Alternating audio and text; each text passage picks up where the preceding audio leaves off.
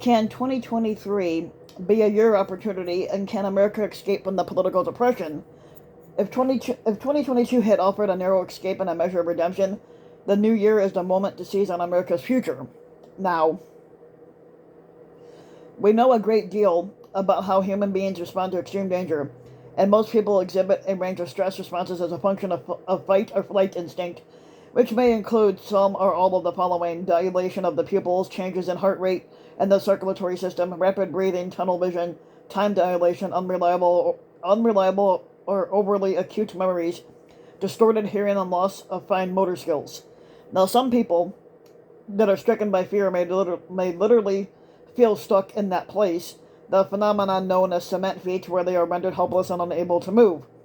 Now, others are faced with extreme danger and peril, and they will remain calm, and they will take command of the situation and lead themselves and others into safety. Now, many things in that litany may seem uncomfortably familiar given what Americans have lived through going back from 2015 until now. These examples of the fight or flight response to these examples of fight or flight response can apply to societies and groups as well as individuals. The American society as a whole has suffered great physical, emotional, psychological, spiritual, intellectual, and financial trauma from the age of Trump and the rise of neo-fascism, and that trauma has been most acutely felt by members of marginalized and other vulnerable communities. Now, today's Republican Party and conservative movement are experts at using political sadism and other forms of cruelty to advance their own goals and agenda. The net effect is that many Americans feel disoriented and lost in time. Now, thus, the question that we raise here is, what year is it really, and why have the last few years in America that was dominated by the Trump fever dream and the COVID pandemic simultaneously seemed to pass in the blink of an eye, and to be endlessly painfully slow.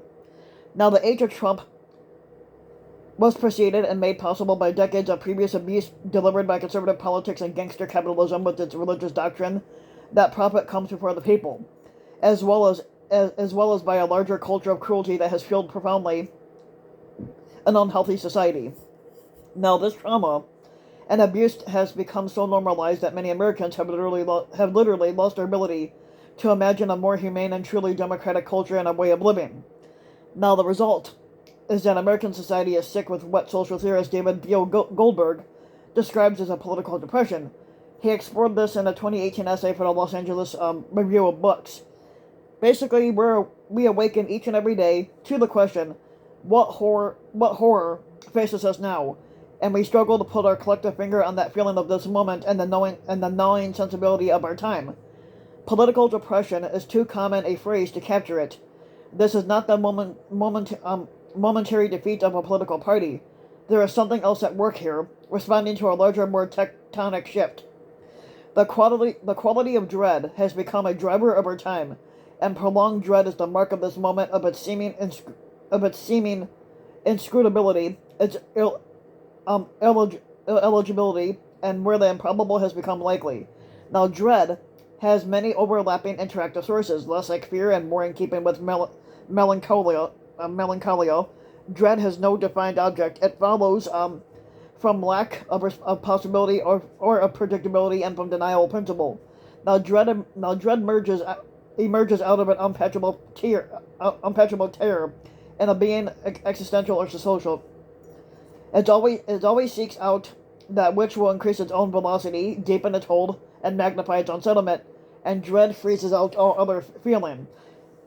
It is world surrounding, world infusing, vulgarity and violence, bigotry and brutality against the vulnerable become the Bitcoin, the stealth currency of the politics of dread. Now, how are the American people grappling with their collective political depression at the start of the 2023 New Year? And some better than others, of course. Here is an obvious bright sign. In the midterms, many Americans decided to vote against the Republicans and win a momentary victory in the long struggle to protect, strengthen, and improve American democracy and freedom. The public opinion and other research shows, however, that feelings of mental and emotional unwellness, loneliness, feelings of social atomization and alienation, depression and anxiety, and a general sense that things are going in the wrong direction, it still dominates the American people's collective mood and thinking. Now, the dread is legitimate. The political depression and disorientation are understandable. The American people cannot afford to succumb to hopelessness, learned helplessness, and surrender. These moments of challenge and crisis also represent great opportunities for positive and potentially transformative social change. Now, this American interregnum, when the country's democracy is still very much in flux, it marks a moment when the American people still have agency, even against oppressive or hegemonic forces that sometimes feel impossible to defeat. Now, Shane Burley, who's the author of Fascism Today and Why We Fight, reflected on these possibilities, and he gave an interview in 2021 with a thing called Truth Out. I think we need to take time to unpack the apocalypse. These are his exact words. Now there is a cultural feeling of doom, the sense that Cthulhu underlies modern society, and we are waiting for it to collapse or worse, and we can't necessarily stop it.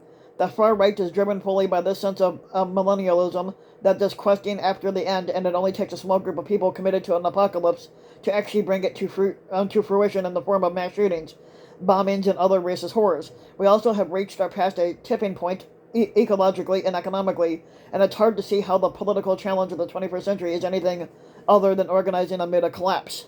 Now, so the stakes have been raised by conditions, but that also opens us up to what is possible.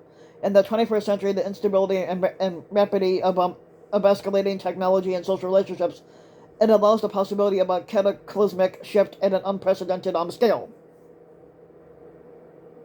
Now, this moment of potential doom or apocalypse, Burley continues on, contains other possibilities as well. Now, just think about the mass actions back in 2020, the culmination of the last decades of really huge social movements exploding quickly, aided by a new multitudinous set of social relationships. Now, likewise, the failures of capital and states is on full display, and only increasingly so in the age of COVID-19. This dialectic brings about a dual power situation. Now, one whose ability to challenge the legitimacy of dominant institutions probably would not have been similarly possible 10 years ago, so we don't have to live in the misery of the end times, but we can live in the optimism of what is possible, and we can do it by committing to that process of healing, and with the hope that it will bring human suffering to an end. Now, ultimately, democracy is something that we do. This consists of much more than voting in elections, and important as that is, it also means joining civic groups or cooperative and mutual aid associations, and building activist and advocacy movements, working on or donating to political campaigns, and even running for office. We can also do democracy in other, more surprising ways that on the surface may not seem political. Now, those might include talking to strangers, fostering animals that need homes, teaching adult literacy, visiting elderly and vulnerable people in residential facilities, and supporting the arts, working in community gardens or food pantries, or helping maintain public parks, public libraries, and other shared spaces. Now, all of these activities and more can help generate the type of social capital that builds solidarity, community, and a sense of human connectedness. Those kinds of relationships are a crucial bulwark against American neo-fascism and other civic evils that can flourish when individuals feel lost, lonely, and alienated from society and a community. Now, several weeks before the midterms, people had the privilege of speaking with historian and journalist Adam Hochschild about America's democracy crisis and its deep origins, and we asked him to speak metaphorically about what time of day it is in the American story, and have we reached that darkness of midnight. Now, he understood the question, and this is what he said. I don't think we're at midnight yet, but let's put it this way. If we go one direction, we're heading for midnight, and if we go another direction, then we're heading for noon. Now, one of the defining events of 2022 is that just enough Americans, or perhaps we should say almost enough Americans, chose the direction of sustained democracy. No one, however, can recapture the lost time, lost energy, or lost lives of 2022, or the preceding several years that were stolen by the traumas of the age of Trump. In 2023 and moving forward, the American people have more crucial choices to make. Will they regain control and agency over their own lives and their society by organizing to resisting the Republican fascists on every level of political and cultural life? Or will they default back to inaction and learned helplessness once again, becoming bystanders to history? Now, to make the question even more basic, how will they use their time? And how will those of us still fortunate enough to be here use this precious year? America's future hangs in the balance, and it's up to us. Now, if you like the video, you can give the video a like and subscribe to my channel, RBW King. You can also hit the notification bell so that you'll be notified when a new video comes out. And if you want to support my work even further, you can donate to my Patreon link, which you can find in the About section of YouTube. And just for little as a few bucks a month, your donation can help go a long way, and thanks for listening.